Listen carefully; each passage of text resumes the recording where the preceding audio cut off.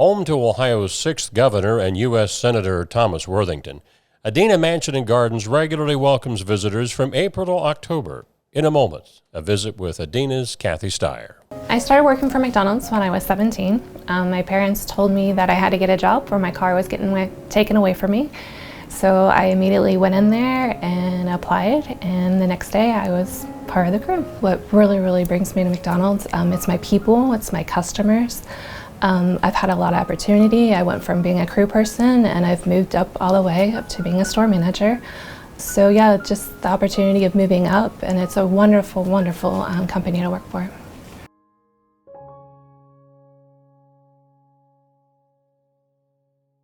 My name is Kathy Styer. I'm the Executive Director of Adena Mansion Gardens Society. The importance of Adena Mansion is the fact that Ohio began here. This is where our 6th governor lived. Thomas Worthington was instrumental in the fight against statehood. Originally, they were going to split the state, and he didn't want that. So he fought for us to become a state in 1803. Thomas Jefferson signed us in as a state in 1803, March 1st, and that's why we celebrate Statehood Day, the first Saturday of March. Thomas Worthington did not move into the mansion until the fall of 1807. We became a state in 1803.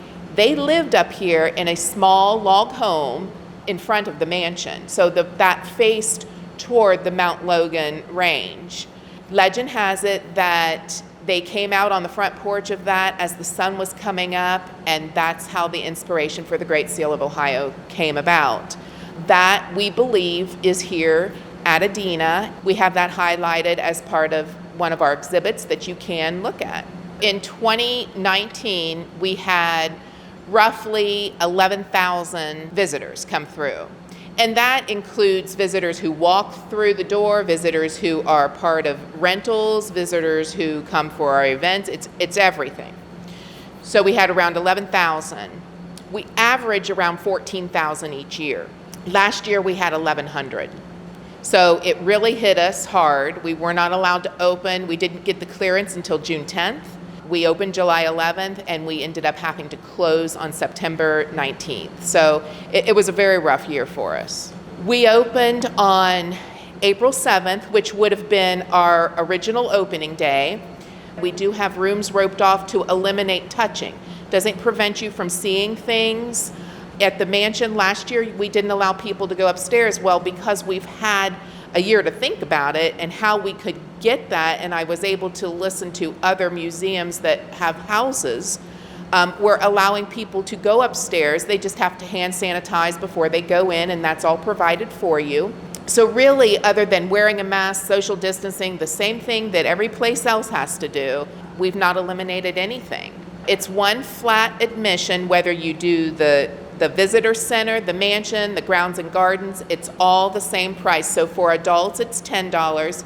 For seniors, it's $9. And for children 6 to 12, it's $5. You get a guide in the mansion. You do not, everything else is self-guided, so you can do it at your leisure. So if you want to spend more time in the gardens, you can. You can walk to the barn. The barn is open. The tenant house is open. The rooms are roped off, but you still can see them. Grounds around the overlook is open. So any place you could have gone in 2019, you can still go. I would say allow yourself at least 2 hours to 2.5 hours, because the mansion tour is 50 minutes to an hour long, depending on how many people's in your tour and how many questions are asked. Now, is everybody always dressed in period costume, the staff? At the mansion they are. Since you are being guided through, you are greeted with a period-dressed guide. They will give you an introduction outside to let you know that there's no photos allowed in the mansion. They tell you no chewing gum, just what our regular rules are, and then they take you in the house through the front door. It's like you're stepping back to 1807.